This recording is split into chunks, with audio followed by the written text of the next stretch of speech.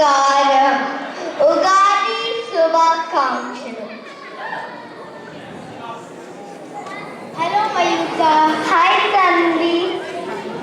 ఉగాది అంటే ఏమిటి తెలుసా? అది కూడా తెలియదా?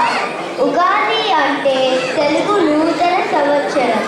అసలు ఉగాది పేరు ఎలా వచ్చింది? యుగాది అనే సంస్కృత పదం నుండి వచ్చింది.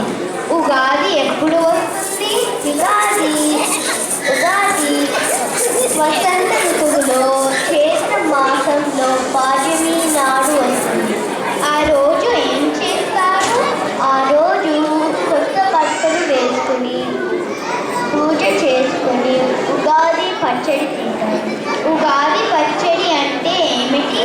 ఉగాది పచ్చడి అంటే 6 రుచులు కలిపి చేసిన పదార్థం.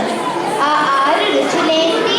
ఆ 6 రుచులు తీపి, కారం, ఉప్పు, పులుపు, వగరు, ఇంకా చేదు. ఇంతకీ